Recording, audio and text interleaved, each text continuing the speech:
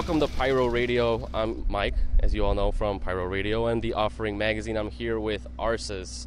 How are you guys doing today? How we go around and introduce each other so people know whose voices belong to who. Hi, this is James, and I'm doing pretty swell tonight.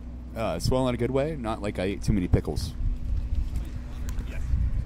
I'm Sean, and I play drums. I'm Brandon, I play guitar. I'm Noah, I play bass, and I'm also a professional dude. Alright, so how was the tour been with Sonata Arctica? I'm going to say it's a lot better than we expected it to be. Like, some really, really awesome shows, pretty well received.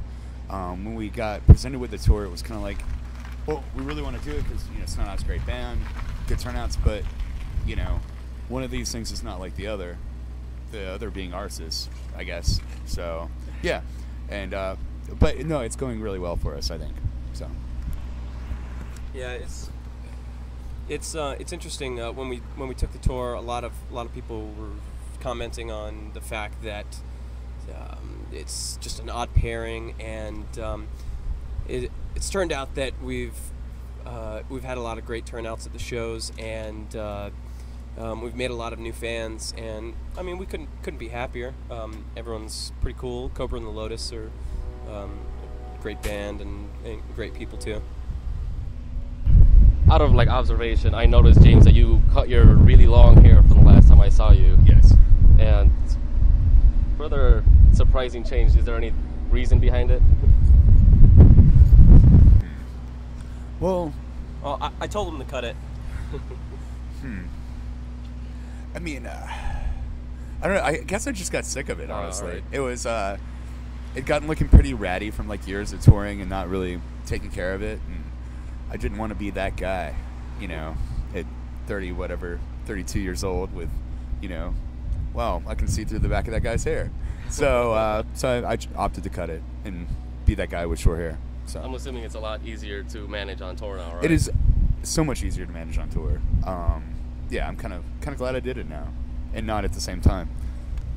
Back to touring, you guys actually played some new songs today, which sounded great, by the way.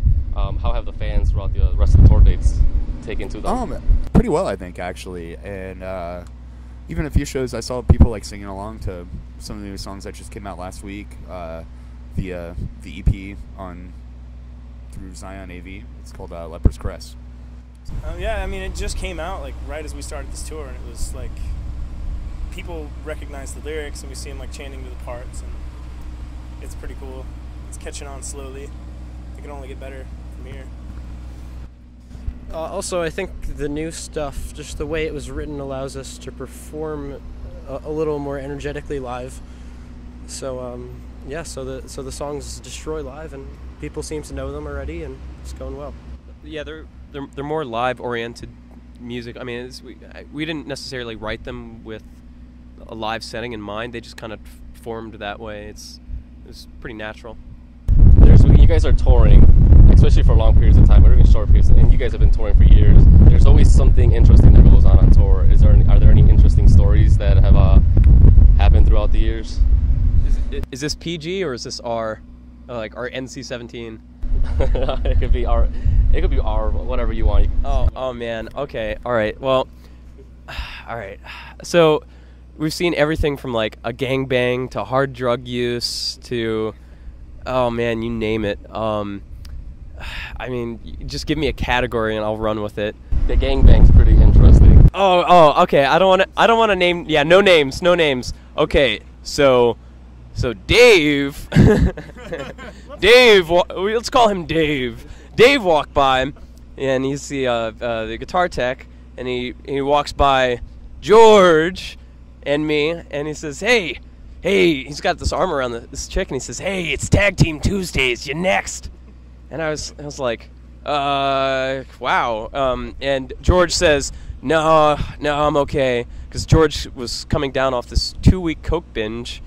And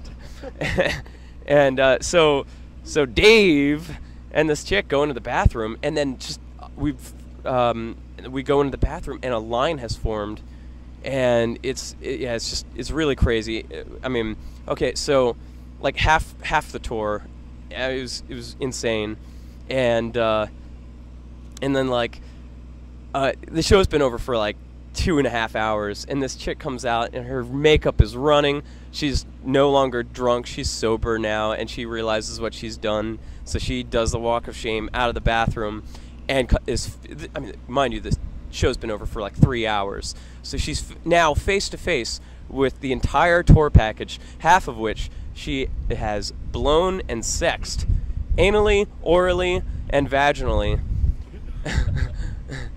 And everyone claps, and then she, this is the worst part, this is absolute worst part, she says, so someone was supposed to give me a ride home, and everyone just kind of like covers their eyes and walks away, and we're just standing there like, oh my god.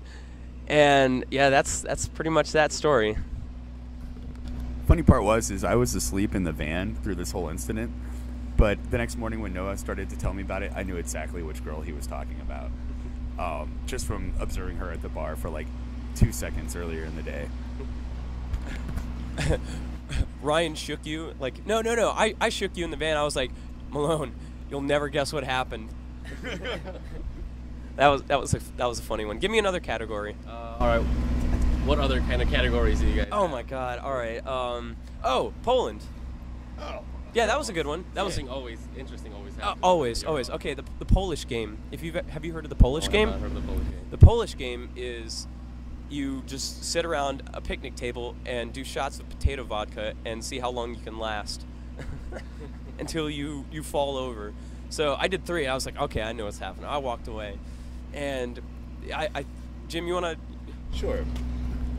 So we're playing outside of Krakow, Poland, and this really very interesting town. We took a walk. The freeway was unfinished. The church looked like it had been burned. The hospital was abandoned, but the emergency sign was surprisingly still lit. So it's just this really strange setting. Wood stove in the catering hall that Noah burnt his pants on, trying to dry them, I think, right? Yeah. Well, she threw in like I put my stuff on because everyone was doing it. Yeah. So like she threw more. And then she wood. threw more like wood in, and then I turn around and my clothes are on fire. Well, anyhow, so when I was getting my dinner, she offered me these rice balls, and I was like, oh no, I'm watching my carbs. And she was just like, but I bet you'll drink vodka later. And I was like, well sure, I'll have some vodka with you guys later. Well, her husband was the promoter or boyfriend, and it was his birthday, so they had the fanciest vodka that you could buy in Poland, bottles of it, backstage. And then after our set, she was just like, are you up for some vodka? And I was just like, yeah, sure, I'll have some vodka. I could not taste it. I love vodka, although I shouldn't. It's really bad for me. But this was like the best vodka I'd ever had in my life. And I couldn't believe it was so good. I went and got our other guitarist at the time. Just like, hey, you have to come have some of this. This is amazing. So we sat back there.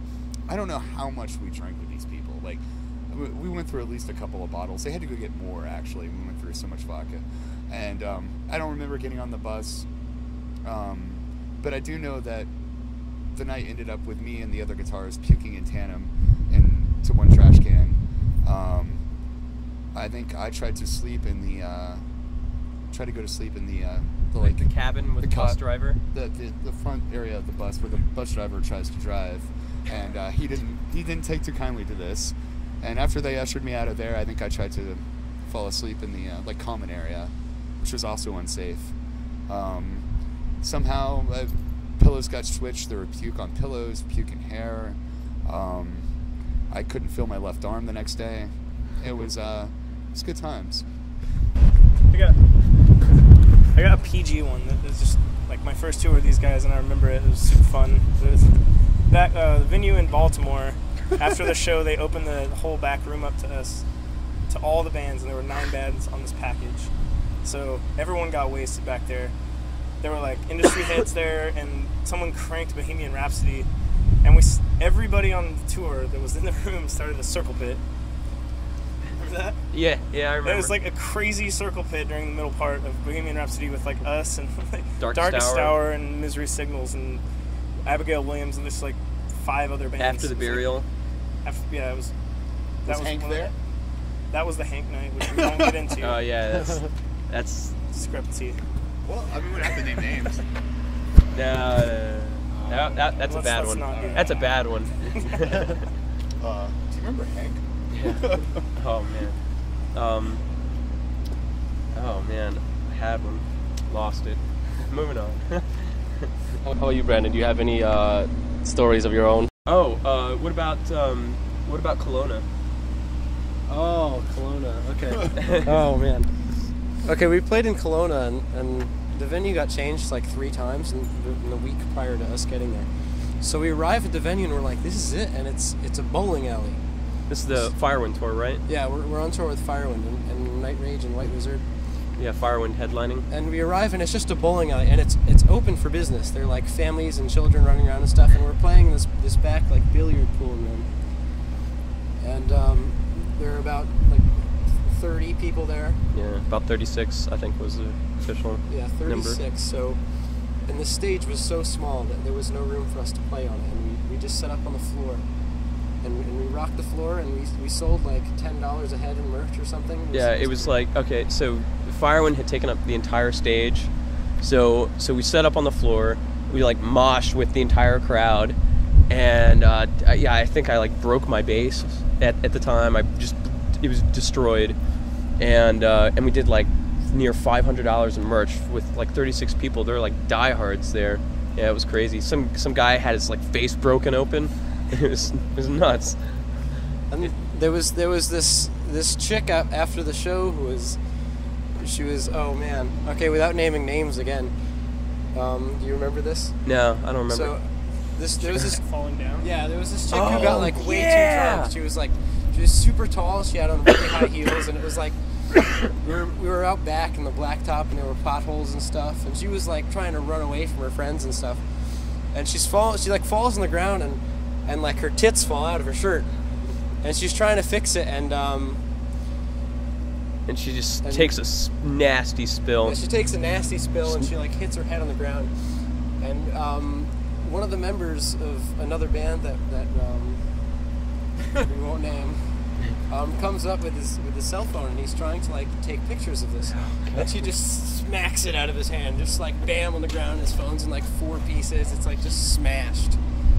And she ended up like falling like 3 or 4 more times, and they had to call an ambulance, and yeah, it got nasty.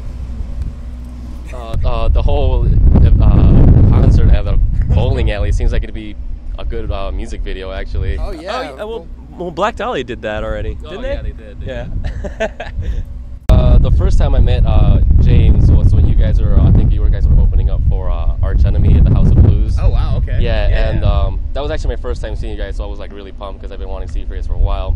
And I lost my ticket in the pit that I wanted you guys to sign, because you guys mentioned you guys going to be in the merch table, and I was like, all right, damn it, I'm walking back there, and I was like, what am I going to get signed? And I was like, all right, and I pulled out $1, and you guys actually signed it, and you guys actually made that almighty dollar even mightier, in your words, actually. And have you guys had any weirder things other than $1 bill for you guys to autograph? This tour alone, I mean, we've sold the beer can that we signed, empty by the way. The casing to a drumstick that was just sitting on the table by accident. A whiskey bottle. A whiskey bottle that we signed just for fun to see what would happen. A reindeer that shits candy. Satanic reindeer. That we drew, upside down cross in its head. It shit like misanthropy and candy. But it sold for like $30 or something. What about that weird woman in Canada? Was it Edmonton? No, it was Winnipeg. Winnipeg. Want to get back to stories? All right. No. Yeah. We signed this woman who was like chasing us and trying to like feed us like a bag of beer and her daughter. Yeah, Noah like signed her forehead or something. Yeah. So like, was it where was she from? She's like an Indian woman. No. Inuit. Oh yeah, Inuit. That's right. And then She had her daughter there, and she was like trying to get her daughter to. She was trying to sell us her daughter. Yeah, she was trying to sell us her daughter as hard as she could, and she would not leave until we took her. So we all piled in the van when they weren't looking, and this woman came chasing like the van, and we closed the door like a horror movie behind us. She was pounding on the window trying to give us Budweiser, like 12-ounce can. Like, you take. We're like, no, and we peeled on out of there. Weren't you the last one, like, Yeah, in the closed van? the door. We were, like, pulling off, and I was, like, reaching out. It was, like, out of a movie. I was like, Sean! Yeah, that was one. It's not something interesting that I signed, but this is, like, the most interesting, like, signing I think I've ever witnessed. It was in Canada as well. Again, I'm not naming names, but this bald guy comes up to a member of a band that we were touring with at the time and asked the guy to sign his head. He's bald. So the guy takes a Sharpie and draws a huge fucking penis on this guy's head. And the guy's all stoked. He's like, yeah, thanks, man, thanks. And the dude's just like, you got it, buddy. Like, slaps him on the back and, like, you know, gives him, like, a fist. And this guy's walking around with his fucking penis on the back of his head, thinking it's this guy's autograph. But it's pretty awesome. Somebody was not happy the next morning, I bet. Probably not. But it was hilarious. Man, can you imagine, like, if you went to, like, get it tattooed and didn't, like, look in the mirror first? And the tattoo artist is like, are you sure? And he's like, fuck yeah! And, like, just gets it done. So James, you the last Arsis tour, you weren't on the bill, and you guys actually had a guest vocalist on there, and I believe Brandon, you were on that one, right? Yeah, that's correct. Could you explain why you were not able to be on that tour? I'm pretty sure you're sick of the question, though. Well, it's a very, like, complicated story. I guess I'll give you, like, the short version. We agreed to do the tour, I believe, in, like, February of 2011. The tour was not to take place until October 2011. In between February and October, I had moved and taken a job and was up for health insurance for, like, the first time in 10 years, like, the month before the tour was supposed to start. And so it was a really hard, like, decision for me to make, but I had to I decided to stay with my job and get the health insurance because there were some things I really wanted to take care of. So we so I let the guys know about 2 months before the tour was supposed to happen that I wasn't going to be able to take part in the tour, and gave them the option if, you know, they want to do it without me, just because, you know, we'd all agreed to do it. I was the one bailing, and I didn't want them to feel bad or anything like that. So yeah, they decided to fucking go out there and rock and do the right thing, and I'm really happy they did. So yeah, I'm pretty stoked too. yeah. All right, and how excited are you guys that you guys have Brandon now on board for the new album? Brandon's, like, amazing. Like, really, he's the best guitarist I've ever played with, like, hands down. And he's just got an amazing ear, and we share, like, this passion for, like, stupid 80s metal and stupid 80s metal guitars. So it's good times, and he plays like a man. Yeah, there's no more baby vibrato in this band, or not in this band. There never was, really. But, like, there's no baby vibrato in this band. No. It's like Brandon, what is baby vibrato? Okay, baby vibrato is when a guitar player they how do you explain? Okay, Dude. when you bend a note and you just don't put any, it's just like it's a limp dick vibrato. They don't bend it, they don't play it like a man, they don't shake the note. It's just like there. It's just a note. And then the alternative to baby vibrato is big dick vibrato. And it's when you just pulse the most throbbing big dick vibrato that you can on the note, and you bend it maybe like a perfect fourth or a minor third or a wide interval like that, and play with as much bitching attitude as you can. So, You just play like a man. pretty much. And for anybody at home who doesn't know, all of you went to school for music, right? Actually, I did not. I picked up guitar when I was about 10 years old, and I just locked myself in my bedroom for years, and I played, and I mean, it's not like I don't have an education in music. I mean, I learned myself from, I always tried to surround myself with as many people who are better than me as possible, and I'm researching, like, music theory and composition, and, like, I took music theory in high school and that kind of thing, but no, I mean, I went to college for business, actually, first, so. In other words, you've been playing guitar since you were a fetus. Sean and I were band dorks, and then Jim I know was an orchestra nerd. Yeah. And then And then I've taken some theory in college, and Jim, you went to Berkeley, right? Yeah, I mean, I did. I can't say I learned much at Berkeley. Great school, fine institution. I'm not like putting it down, but I was just really kind of there to hang out and meet bitchin' players. Really, like not much. Yeah. I mean, so I used to play violin. So, yeah. All right, so you guys just released a new EP, Lepers Caress, like about a week or two ago through Scion AV. Is this the kind of sound that we can expect on the new album? Because, I don't know, from a lot of people that I talk to, they say for Star for the Devil was a whole new sound for you guys. Yeah. Are you guys still going to incorporate that kind of sound with the new album, or is it going to be different? Lepers Caress kind of like, I don't know, it sums up a lot of stuff that we do on the full length, but there's, it points you in the direction that we're going and with this lineup and what we're trying to do with it. We just want really rockin' tunes that just are really well written and punishing and shreddy, as well as just structured the right way, and stuff that will go over live and stuff that's just real fun. But yeah, definitely look forward to our full length next year, March-ish, I guess.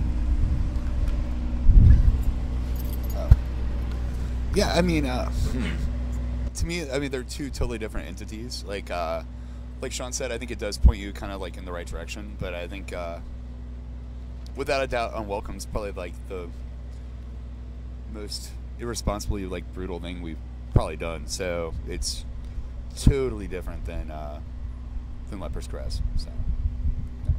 And did you guys plan Lepers Caress last minute? Like, did you guys record the stuff last minute, or did you guys do it like months in advance? Oh, dude, it was so like premeditated and planned out. No, to be honest with you, I think we had less than a month to write and record the thing. So it was like Noah and I like fucking.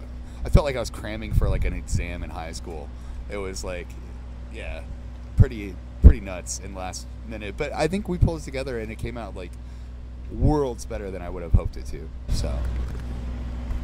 Yeah, and the same kind of thing with Unwelcome. It was like, kind of put it all together pretty quick, and there was like the last song that we wrote, I was like flying out to track drums with Mark Lewis the next day, and I had one song left that I hadn't written all my parts for, so I was cramming like on the plane, like what should I do here, and then we got in there, and he's so easy to work with that it just like fell together, and the way that like Jim writes guitar parts, it's easy to write stuff too, so like that song specifically, it came out like just really thrashy, and it's a whole different vibe from like the rest of the songs almost, but it fits in with everything, and this album has so much diversity because of that.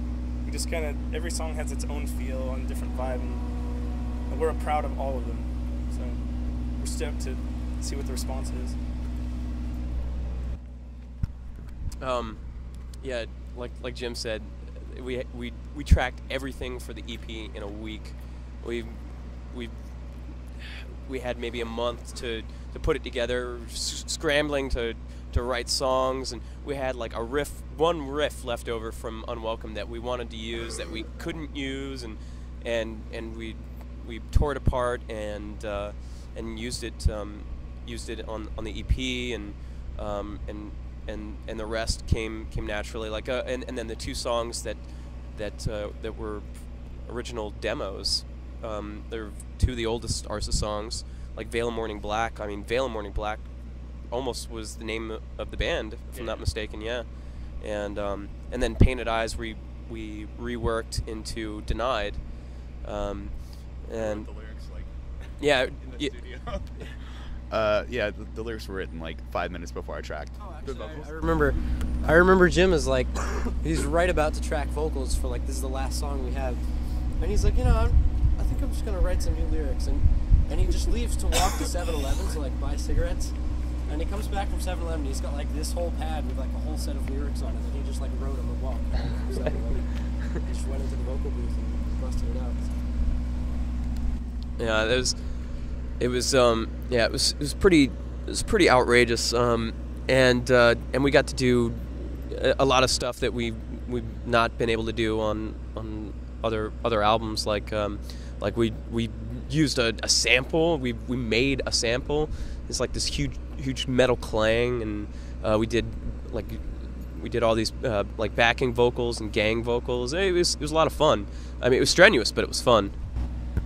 There was gargling of whiskey, I believe. Yeah, there was a lot of gargling of whiskey. Get that rasp. For the other fans that have heard it, what has the response been for that one? Positive. Lamb Goat doesn't hate us anymore. As of right now. Yeah, as of right now. I mean, I don't think I've seen too many bad comments on it, really. I mean, if any, you know. All right, and so Friday, as you probably guys know, is December 21st, which supposedly is the end of the world. And I know you guys are going to be in Las Vegas. Are you guys going to be? Isn't it? Oh, it is Las Vegas. Holy shit. We should climb climb a hotel and like get to the top of the hotel and kind of like what was it, Independence Day? Yes. Where all those people were like on the top of the hotel, like waiting for the aliens or whatever. No, we should play on that rooftop. Play on the rooftop, yeah.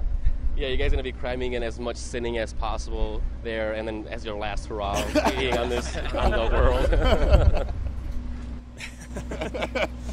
Maybe we'll prevent it with our rock. Because we'll be playing that same time. No, I mean, from what I understand, it's not the end of the world. I mean, there is, however, an asteroid. I know.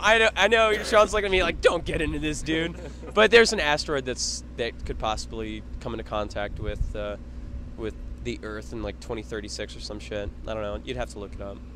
But yeah. All right, but top of the building is the plan. And we'll probably end up on the top of a building. No matter what. My dad works for NASA, and I hope he would tell me if like there was something I should be looking out for on this date. I don't know. Top of the building. Top. I mean, shit. He tells me like when it's gonna be like bad weather as far as like hurricanes. I mean, I hope he would like tell me like something as far as like, hey, you're gonna die on this date. And well, if zombies do come, at least you guys will know how to run and jump into a moving car at the same time. Exactly. And plus, we've seen so many zombies on Mark Riddick's t-shirts designs throughout the years that I think we'll know exactly what we're looking at too.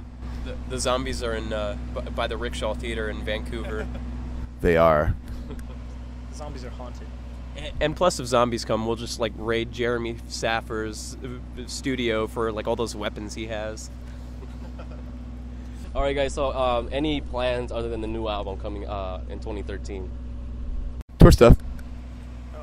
Well, we're working on some tour stuff. There's a few things that we've been talking to people about, but there's nothing 100% set yet. But look for us on the road around the time our album drops, though, March. We're looking to definitely get that something set there. So. We're just trying to get all the tours like zipper together and do the right tours. That's a huge thing. Taking the wrong tours could is sometimes devastating. And we just want to make the right choices. All right, and any last words for the fans at home? Life's a garden. Dig it. Drink drugs and smoke beer. Big dogs don't stay on the porch. Oh. Love doesn't have handles. Trying to think of other like inspirational quotes I can throw out there. I don't know. I'm all thumbs. All right. All right, guys. Well, thank you guys again for taking the time and doing the interview. We really appreciate it. It's awesome seeing you guys playing again. Looking very forward to seeing you guys again in 2013. Fuck yeah. All right, well, guys. I'm here with Arsis. I'm Mike, and I'm here with James Malone. Sean Priest. Brandon Ellis. Noah Martin. And you've been listening to Pyro Radio.